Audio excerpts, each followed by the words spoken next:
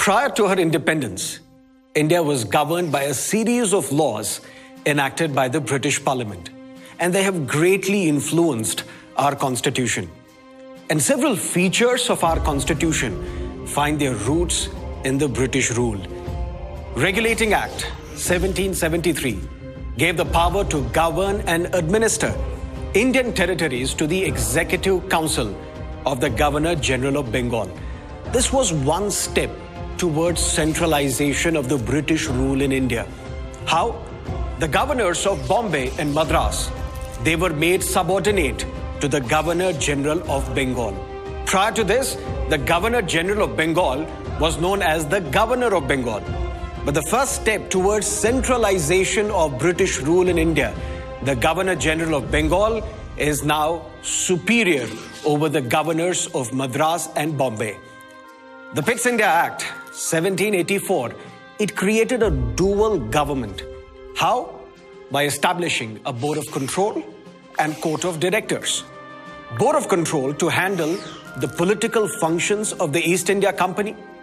Court of Directors to handle the commercial functions of the East India Company. Then came the Charter Act of 1813. What it did, it ended the company's monopoly over trade in India. But the monopoly over trade with China continued.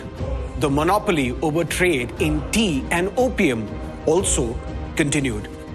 Christian missionaries were allowed to engage in religious proselytization, and financial grants were provided for the revival of Indian literature and sciences. The Charter Act of 1833, it was another step towards centralization of administration. Then came the Charter Act of 1853, and it led to the creation of Central Legislative Assembly, and it also allowed the entry of Indians into civil services.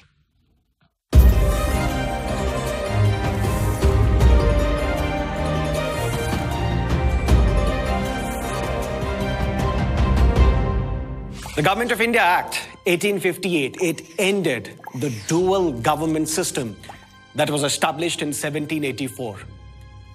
The Government of India Act 1858, what it did? It ended the rule of East India Company.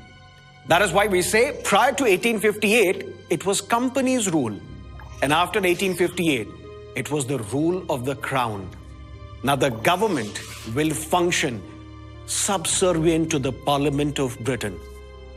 The Secretary of State, a new post was created, and this Secretary of State was accountable only to the British Parliament, not accountable to the people of India.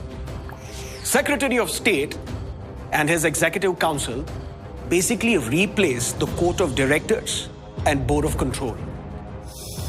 Then came the Indian Councils Act of 1861, and it transformed this Executive Council into a miniature cabinet run on the portfolio system. So which law started the portfolio system in this country? That can be relevant for your examination. This law had provisions for decentralization of powers to provinces, and it also allowed the entry of non-official members in the Executive Council. So these non-official members, mind you, were not elected by the people of this country. They were nominated by the British Crown. Then came the Indian Councils Act of 1892. And this act allowed for nominations to central and provincial legislatures. And these nominations were done by the local bodies, the Panchayati Raj institutions, the local boards. The Indian Councils Act of 1909 allowed the Indian representation in the imperial and provincial legislatures, Executive Council, and in the Council of the Secretary of State also. But it also introduced a vice, separate electorates for Muslims. And this, people say, sowed the seeds which ultimately led to the partition of this country, unfortunately, on the grounds of religion. That was 1909, what is also known as the Morley-Minto reforms.